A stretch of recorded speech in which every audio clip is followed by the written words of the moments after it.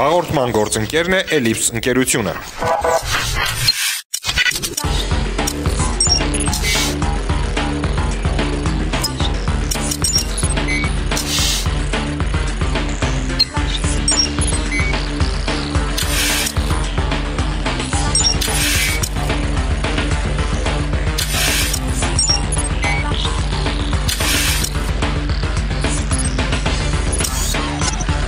Էլիպս 20 տարուց ավելի անվտանգության համակարգերի ոլորտի առաջատարը Հայաստանում։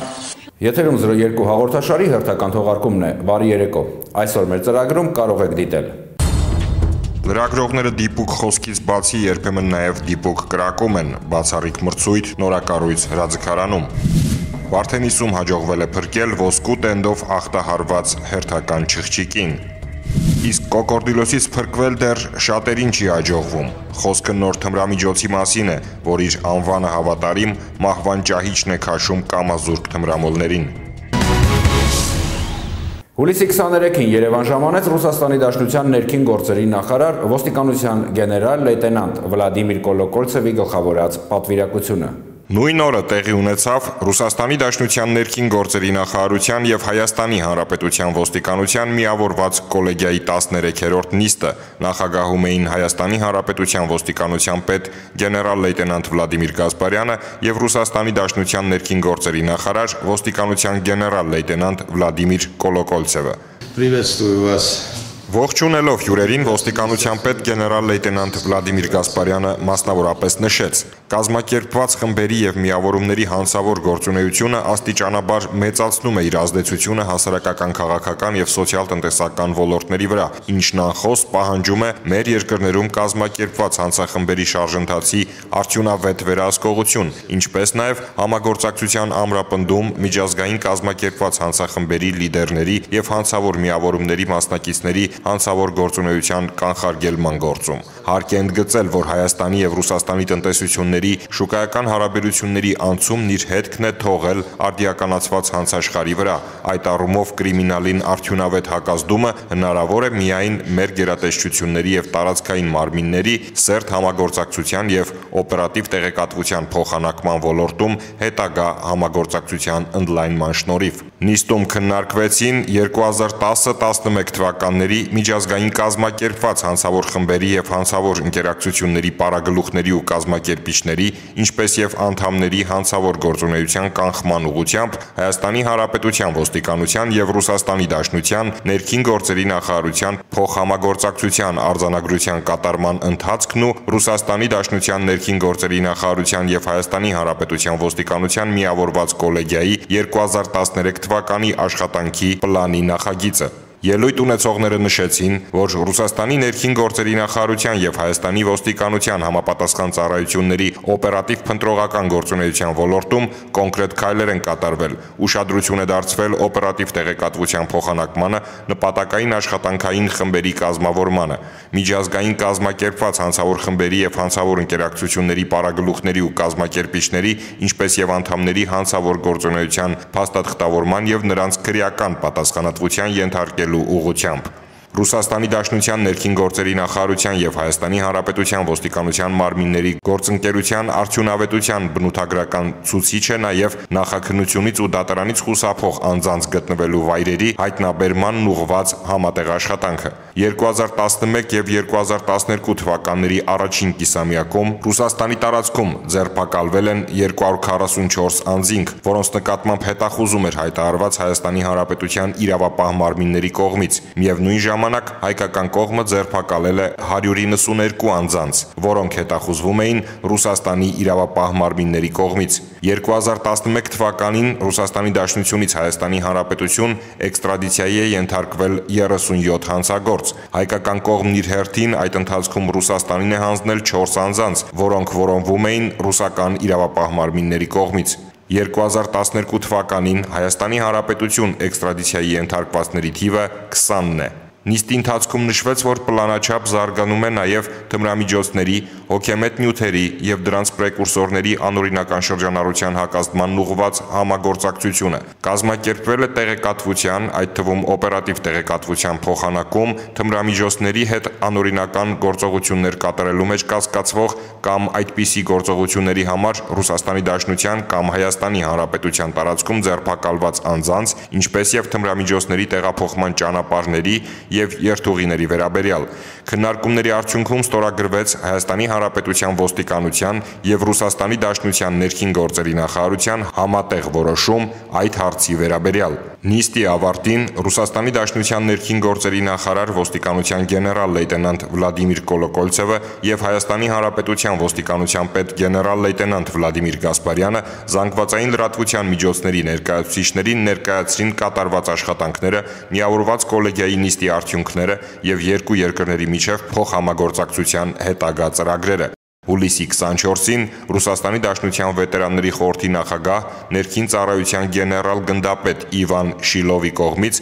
պարգևներ հանձնվեցին Հայաստանի ոստիկանության մի խումբ վետերանների։ Մինչ պարգևների հանձնումը Իվան Շիլովը հայ գործընկերներին պատմեց ռուսաստանցի վետերաններին հուզող հարցերի մասին։ Իվան Շիլովը խոսեց նաև վետերանների ակտիվ գործունեության մասին։ 44500 վետերաններ ընդգրկված են կանխարգելիչ աշխատանքներում, նրանց անմիջական մասնակցությամբ եւ աջակցությամբ, մասնավորապես 2011 թվականին 23500 հանցագործություն է բացահայտվել։ Ռուսաստանի Դաշնության ներքին գործերի նախարար ոստիկանության գեներալ-լեյտենանտ Վլադիմիր Կոլոկոլցևի գլխավորած պատվիրակությունը հուլիսի 24-ին մեկնեց Մոսկվա։ Միավորված կոլեգիայի հաջորդ նիստը տեղի կունենա 2013 թվականի հուլիսին Ռուսաստանի Դաշնության տարածքում։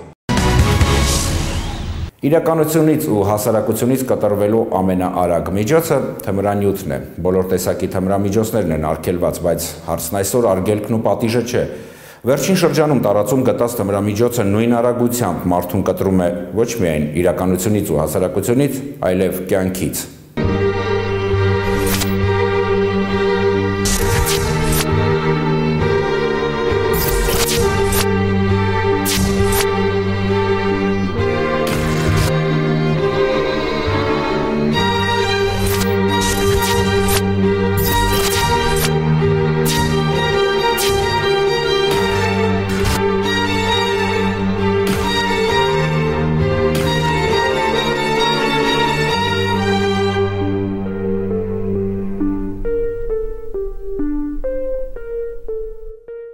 Կոկորդիլոս։ Եթե մի բանի անունը կոկորդիլոս է, ուրեմն մեջն ինչ-որ գիշատիչ բան անպայման կա։ Այսպես է կոչվում նաև թմրամիջոցի այն նոր տեսակը, որը գնալով ավելի մեծ տարածում է գտնում թմրամոլների շրջանում։ Պատճառն ամենայն հավանականությամբ մատչելիությունն է։ Եվ այդ մատչելի կոկորդիլոսը շատ ավելի գիշատիչ է, քան բնության մեջ եղածը։ Ամենաբնական տարրերից պատրաստվող այս կոկորդիլոսը, մտնելով երակներ, քայքայում է թմրամոլին եւ ֆիզիկապես, եւ հոգեպես խեղում մտավոր աշխարհը։ Սա թմրամոլությունն ասերանոց զբաղվում են նարկոլոգները, եթե կարիք կա հոգեբուժները, այլ ոչ թե հոգեբանները։ Եվ նրանք չեն, իհարկե իրանք զրույցի մեջ անդրադառնում են այն հարցին, ինչի եւ սկսեց, բայց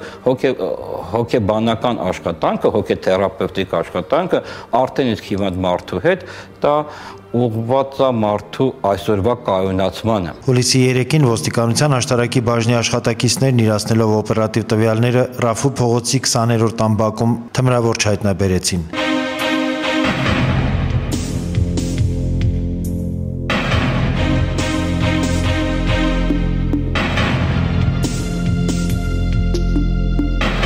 Բակով 1 գետնին թափված էին օգտագործված ներարկիչներ, դեղահաբի դատարկ տուփեր, յոդի սրվակներ, իսկ օդում տարածվել էր բենզինի սուր հոտ։ Ոստիկանները ներս մտան այն պահին, երբ տանտերն ու ընկերը պատրաստվում էին ներարկվել։ Տան ներսում էլ նույն պատկերն էր՝ ներարկիչներ, լուսկու դատարկ տուփեր, դեղահաբեր։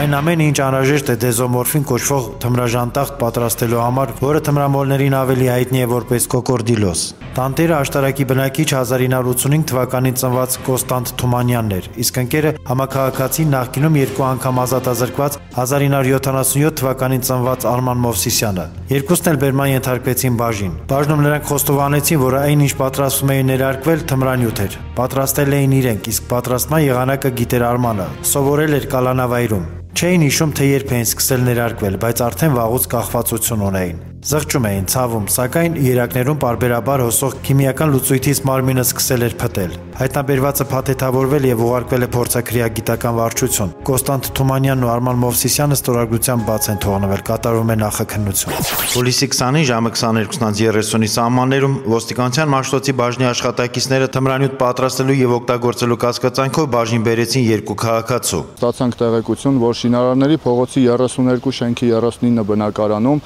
պատրաստում եւ օգտագործում են թմրանյութ։ Բերման ենթարկեցինք այն պահին, երբ պատրաստվում էին ներարկվել։ Երևանցիներ 1950 թվականին ծնված Աշոտ Մկրտչյանն ու 1965 թվականին ծնված Սերգեյ Կնյազյանն էին։ Բաժնում նրանք խոստովանեցին, որ պատրաստածը դեզոմորֆին էր, իրենց լեզվով կոկորդիլոս տեսակի թմրանյութ։ Ըստ Մկրտչյանի թմրանյութ սկսել էր օգտագործել 8 ամիս առաջ, իսկ ընկերը տարիների փորձ ունի։ Ու քանի որ բավական ժամանակ արդեն կոկորդիլոս է լցնում երակները, Կնյազյանը սկսել էր տառապել փտախտով։ Հայտնաբերված նյութերն ուղարկվել են փորձաքրեագիտական վարչություն։ Աշոտ Մկրտչյանն ու Սերգեյ Կնյազյանը ստորագրությամբ բաց են թողնվել, կատարում է նախաքննություն։ Վարչական իրավախախտման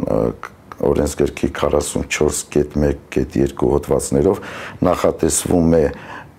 տուգանք նվազագույն աշխատավարձի 100 հապատիկից մինչև 200 հապատիկը։ Այս տարի 6 ամիսների ընթացքում արձանագրվել է 142 իրավախախտման դեպք կապված թմրամիջոցների ապօրինի գործածման հետ։ Ըստ բժիշկների կոկորդիլոս կոչվածն օգտագործող թմրամոլն ապրում է առավելագույնը 1 տարի, իսկ բուժումը միայն մարդու գիտակցության մեջ է, կախվածությունը հաղթահարելը եւ թմրամիջոցից հրաժարվելը։ Բոլորս պետք է գիտակցենք, որ սա ստույգ եւ արագ մահ է։ Անտարբեր չլինենք մեր հարազատների մտերիմների նկատմամբ։ Նրանց հնարավորինս հեռու պահենք ամենակուլ ճահիճը քաշող այս կոկորդիլոսից։ Ընդհանրապես բոլոր տեսակի թմրամիջոցներից։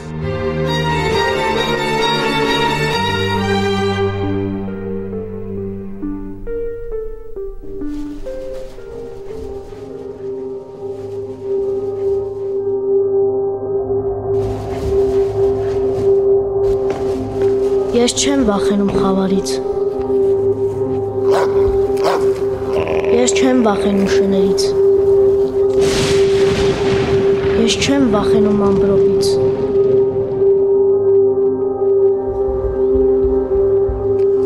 Ես վախենում եմ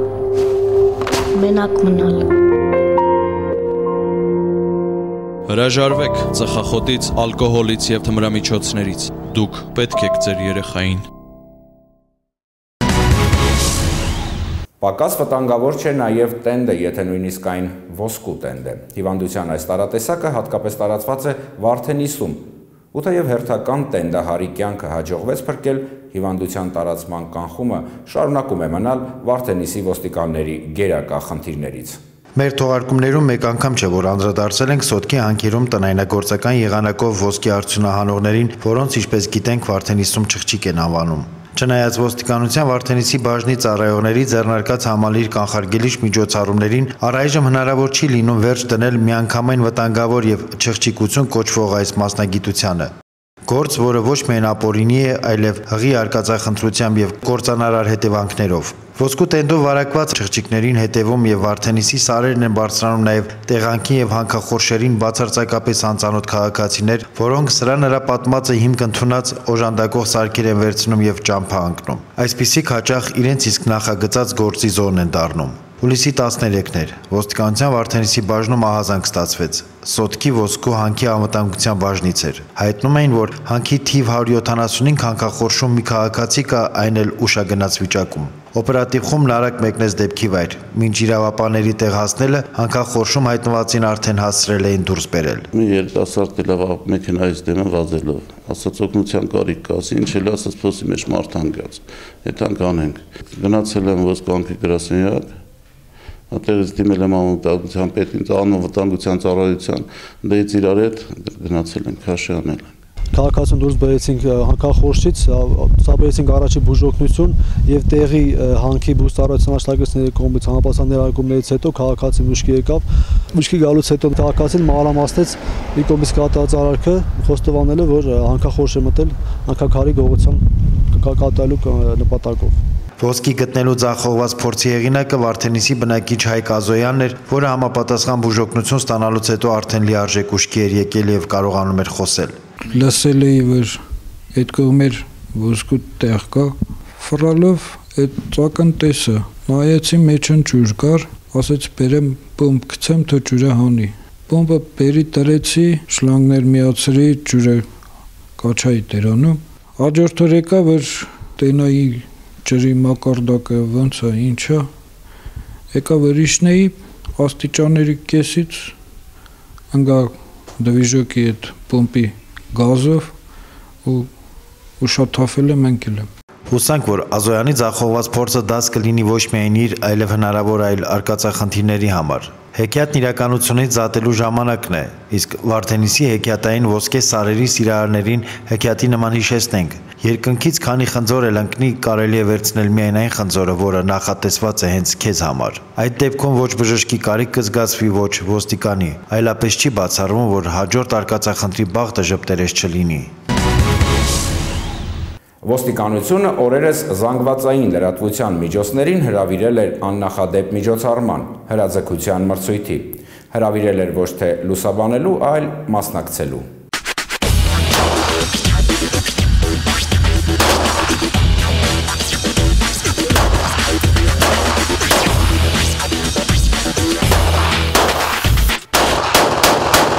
Լրագրողները նախ ծանոթացան հրաձգության անվտանգության կանոններին, Մակարով ատրճանակի տեխնիկական հնարավորություններին ու գործարկելու հմտություններին, ինչից հետո արդեն նրանց կրակելու, թիրախը խոցելու հնարավորություն տրվեց։ Թիրախի հետ մենամարտում պատվով դուրս եկած լրագրողներն արժանացան մրցանակների եւ խրախուսական պարգևների։ Շանտ, Ար եւ Հ1 հեռուստաընկերությունների ներկայացուցիչները համապատասխանաբար գրավեցին առաջին 3 տեղերը, իսկ News AM լրատվական գործակալության, Ժողովուրդ եւ Ավանգարդ թերթերի աշխատակիցներն արժանացան խրախուսական պարգևների, իսկ մեծ հաշվով հաղթողը լրագրողական համերաշխությունն էր։ Այսօրվա համար նախատեսել ենք այսքանը, ցտեսություն, մի շնորհ հանդիպում։ Թրաֆիքինգ, մարդկանց վաճառք, արկադիր աշխատանք, ժամանակակից ստրկություն, 21-րդ դարի չարիք։ Ամեն տարի երկրագնդի վրա թրաֆիքինգի զոհ է դառնում 4 միլիոն մարդ։ Թրաֆիքինգն այսօր իրականություն է նաև Հայաստանում։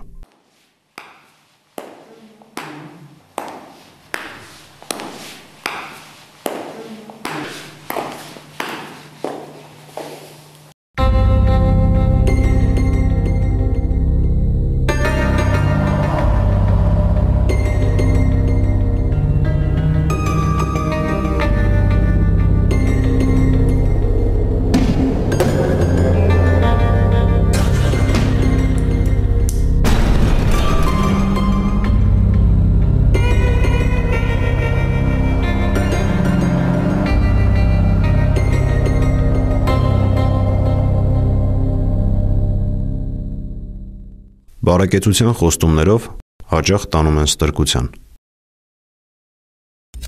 Հաղորդման գործընկերն է Էլիպս ընկերությունը։